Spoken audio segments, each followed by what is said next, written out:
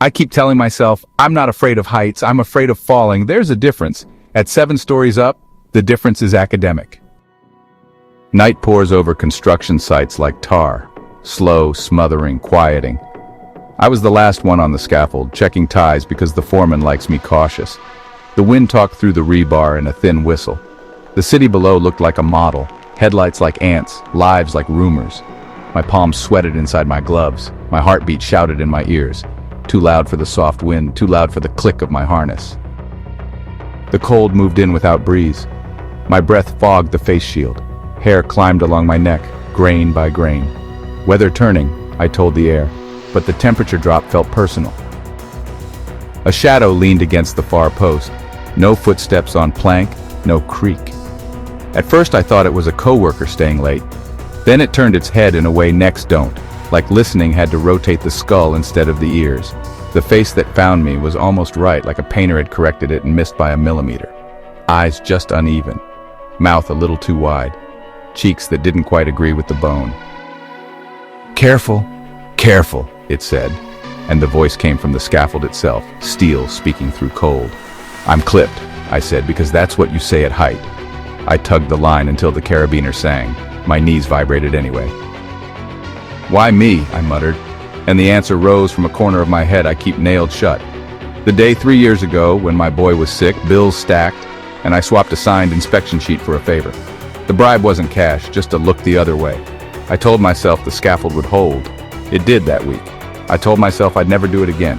I didn't, but the sheet stayed signed in me. "Careful, careful," it repeated, and now the word meant something bigger. Careful what you justify.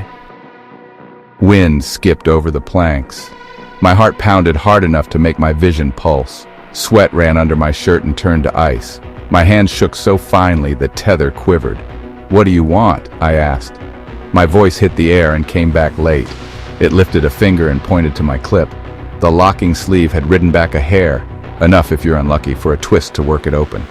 My stomach dropped straight through 7 stories. I turned the sleeve. It clicked home. My legs tried to fold. "Tell." The figure leaned close, too close for this height, and the cold it brought pushed into the cloth of me. "Tell," it breathed. I thought of my wife's face if I told her. I thought of the foreman. I thought of my kid's inhaler on the counter and the way the copay had felt like theft the first time, like mercy the second. My throat hurt. "I signed a thing I shouldn't have signed," I said.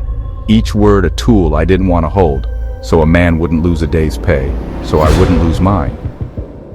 "Fix." The scaffold moaned once, just wood settling, but every bolt felt it. The figure's mouth corrected itself by a fraction, like my words were a measurement being fixed. "Fix," it said. I checked every clip twice, every tie 3 times. I marked the sheet review and wrote a note that will call the city back out in the morning and cost someone overtime and cost me shame. I texted my foreman, left notes, need to re-inspect. He sent back the single dot that means he's awake and unhappy. "More," the voice said softly. I nodded because I knew what more meant. I would call the man who'd asked for the wink and tell him I couldn't be that guy again. I would leave the old favor unpaid and let the interest collect on my pride instead.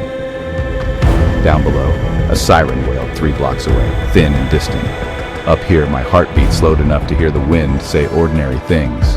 The wrong-faced figure eased back to the far post, outline thinning. For a breath, I saw my own shape where it stood. Same stance, same fear. Then it was just night. On the ground, my hands still shook so hard I missed my truck door twice. When I got home, my wife said I looked white as sheetrock.